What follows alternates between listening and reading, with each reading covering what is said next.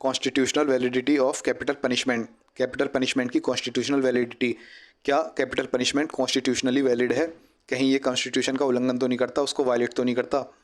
इसके लिए हम सबसे पहले देखेंगे इंडियन कॉन्स्टिट्यूशन का आर्टिकल 21। आर्टिकल 21 कहता है, it states that no person shall be deprived of his life और पर्सनल लिबर्टी। किसी भी व्यक्ति से उसका जीवन और उसकी पर्सनल लिबर्टी छीनी नहीं जा सकती। पर्सनल लिबर्टी हुई उसकी व्यक्तिगत स्वतंत्रता। Except according to procedure established by law. केवल एक एक्सेप्शन है, एक तरीका है जिससे किसी व्यक्ति का जीवन और उसकी पर्सनल लिबर्टी छीनी जा सकती है। वह तरीका क्या है? According to procedure established by law. Law द्वारा इस्टेब्लिश प्रोसीजर है, उसके अकॉर्डिंग किसी का जीवन और उसकी पर्सनल लिबर्टी छीनी जा सकती है। प्रोसीजर इस्टेब्लिश्ड बाय लॉ हुआ कानून द्वारा स्थापित प्रक्रिया। आर्ग्यूमेंट, अब तर्क दिया जाता है कि it is argued that capital punishment violets article 21। अब कहा जाता है कि कैपिटल पनिशमेंट जो है वह आर्टिकल 21 को वायलेट करता है। क्यों? Because it takes away a person's life without enough fairness and goes against the idea of treating people fairly and respectfully. क्योंकि यह किसी भी व्यक्ति का जीवन ले लेती है विदाउट इनफ फेयरनेस, बिना उचित निष्पक्षता के, और यह किसी भी व्यक्ति को फेयरली और रेस्पेक्टफुली ट्रीट करने के आइडिया के अगेंस्ट जाता है। तो इस प्रकार कैपिटल पनिशमेंट जो है यह आर्टिकल 21 को वायलेट करता है, उसका उल्लंघन करता है। तो इस चीज़ को क्लैरिफाई करने के लिए सुप्रीम कोर्ट ने रूलिंग्स दी, अपने डिसीजंस दिए। ये डिसीजंस किन केसेस में दिए थे? दो मेन केसेस हैं, एक Bachchan Singh versus state of Punjab और दूसरा है आपका मच्छी Singh versus state of Punjab. तो पहले देखते हैं Bachchan Singh versus state of Punjab में कोर्ट ने क्या कहा। इसका पहला पॉइंट है कॉन्स्टिट्यूशनल वैलिडिटी अपहेल्ड।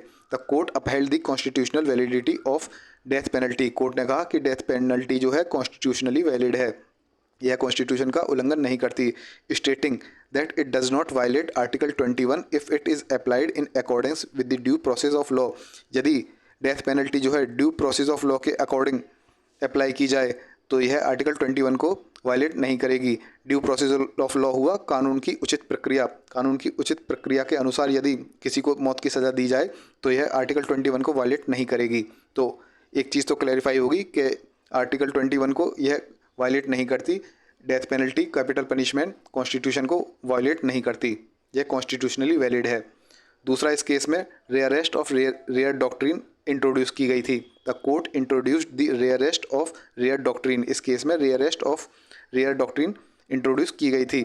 ये डॉक्ट्रिन क्या कहती है? यह डॉक्ट्रिन कहती है specifying that the death penalty should only B imposed in the most exceptional and gravest cases where the alternative of life imprisonment is unquestionably foreclosed।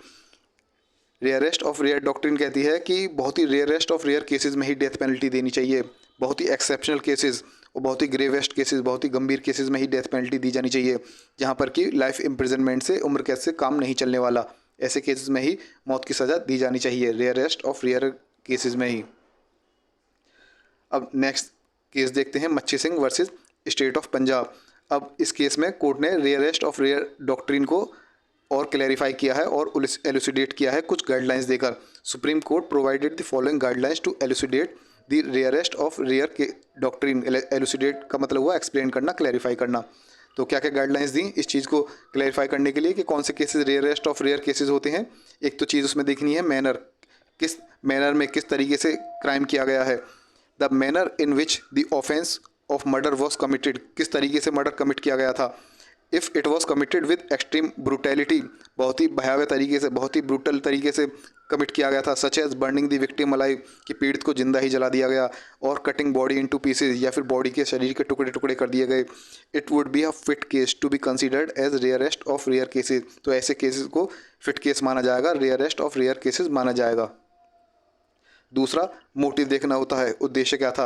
When the motive reveals depravity and meanness of the murderer, जब motive जो है murderer की, criminal की जो murder कर रहा है, उसकी डिप्रेविटी और मीननेस, उसकी नीचता को दिखाता हो कि कितना नीच व्यक्ति है वह। कैसे? एग्जाम्पल के तौर पे crime being committed for material gain, किसी मटेरियल गेन के लिए क्राइम किया गया हो। मान लीजिए किसी ने 10 रुपये के लिए आपका मर्डर कर दिया हो, तो कितना नीच आदमी होगा।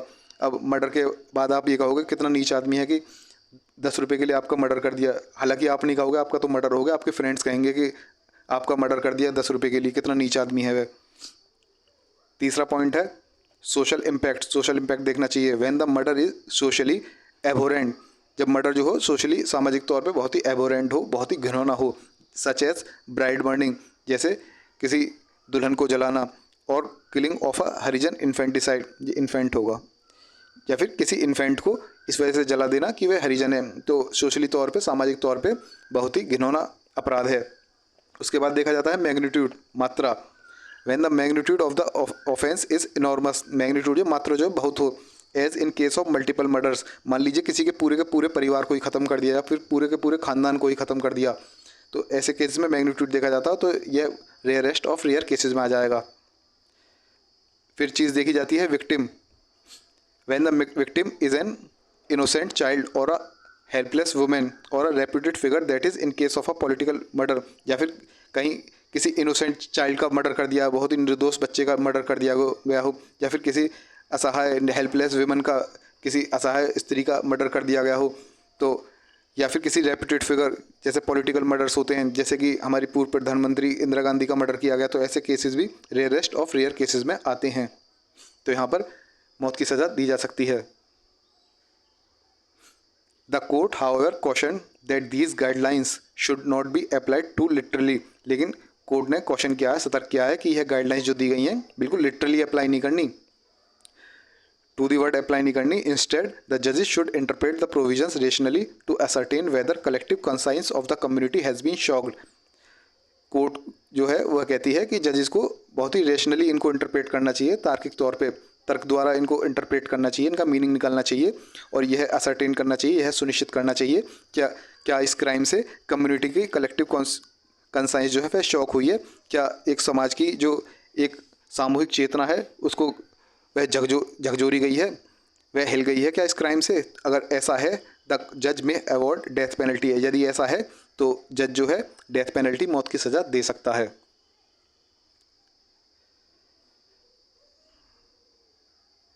अब आपको क्रिमिनोलॉजी का फुल कोर्स जो है आपको मिल जाएगा वेबसाइट www.desillb.com पर। फुल कोर्स में आपको क्रिमिनोलॉजी के सभी टॉपिक्स की वीडियोस मिलेंगी और नोट्स की PDF फाइल मिलेगी। एक बार इसका रिवीजन कर लेते हैं जल्दी से। Constitutional validity of capital punishment, क्या कैपिटल पनिशमेंट कॉन्स्टिट्यूशनली वैलिड है या नहीं है। आर्टिकल 21 को देखते हैं। आर्टिकल 21 में कहते हैं कि किसी भी व्यक्ति की लाइफ और उसकी पर्सनल लिबर्टी ली नहीं जा सकती। केवल एक केस है जब लॉ द्वारा इस्टेब्लिश प्रोसीजर है उसके अकॉर्डिंग किसी का लाइफ और पर्सनल लिबर्टी ली जा सकती है। एक आर्गूमेंट आता है कि कैपिटल पनिशमेंट जो है यह आर्टिकल 21 को वायलेट करता है। तो इस चीज़ को क्लैरिफाई करने के लिए सुप्रीम कोर्ट ने अपनी रूलिंग्स दी थी। ये पहला केस था Bachan Singh versus state of Punjab, दूसरा Machhi Singh versus state of Punjab था। Bachan Singh versus state of Punjab में कोर्ट ने कहा था कि डेथ पेनल्टी जो है कैपिटल पनिशमेंट जो है वह कॉन्स्टिट्यूशनली वैलिड है।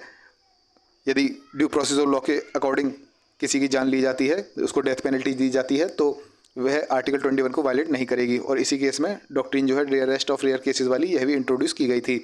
रेयरेस्ट ऑफ रेयर डॉक्ट्रिन का मतलब हुआ बहुत ही रेयरेस्ट ऑफ रेयर केसेस में ही डेथ पेनल्टी दी जानी चाहिए, बहुत ही एक्सेप्शनल और बहुत ही ग्रेवेस्ट केसेस में ही। दूसरा मच्छी सिंह केस जो था इसमें रेयरेस्ट ऑफ रेयर डॉक्ट्रिन को एक्सप्लेन किया गया था, इसके लिए गाइडलाइंस दी गई थी। इसमें यदि एक चीज़ देखी जाती है मैनर कि मर्डर करने का मैनर जो है किस तरीके से मर्डर किया गया, क्या वह बहुत ही एक्सट्रीम ब्रूटैलिटी के साथ किया गया, जैसे किसी विक्टिम को जिंदा जला देना, किसी के बॉडी के टुकड़े टुकड़े कर देना, तो ये बिल्कुल रेयरेस्ट ऑफ रेयर केसेस में आ जाएगा। या फिर हम देख लेंगे मोटिव क्या था। यदि मर्डर का मोटिव बताता है कि जो मर्डरर है बहुत ही नीच आदमी है, तो उस केस को भी रेयरेस्ट ऑफ रेयर केसेस में ले लिया जाएगा। सोशल इम्पैक्ट, क्या उस वह मर्डर सोशली एबोरेंट है, सामाजिक तौर पर बहुत घिनौना है। उसके बाद मैग्नीट्यूड, मात्रा देखते हैं। मान लीजिए पूरे के पूरे खानदान को ही किसी ने मर्डर कर दिया, किसी के पूरे खानदान को ही ख़त्म कर दिया। उसके बाद देखते हैं विक्टिम देख लेते हैं कि मान लीजिए किसी इनोसेंट चाइल्ड को ही मार दिया, किसी हेल्पलेस वुमेन को ही मार दिया, किसी रेप्यूटेड फिगर जैसे कोई पॉलिटिकल फिगर हो उसका मर्डर कर दिया। तो यहाँ पर विक्टिम देख के भी यह पता लगाया जा सकता है कि यह case rarest of rare cases में आएगा या नहीं। और कोर्ट ने यह भी क्वेश्चन किया है, यह भी सतर्क किया है कि इन गाइडलाइंस को लिटरली नहीं लेना चाहिए, बल्कि कोर्ट जजेस को रेशनली इनको इंटरप्रेट करना चाहिए और यह देखना चाहिए कि पूरी की पूरी सामूहिक चेतना जो है समाज की वह शौक हुई है नहीं है। अगर ऐसा है तो जज जो है डेथ पेनल्टी दे सकते हैं। फुल कोर्स जो है आपको क्रिमिनोलॉजी का वेबसाइट www.desillb.com पर मिल जाएगा।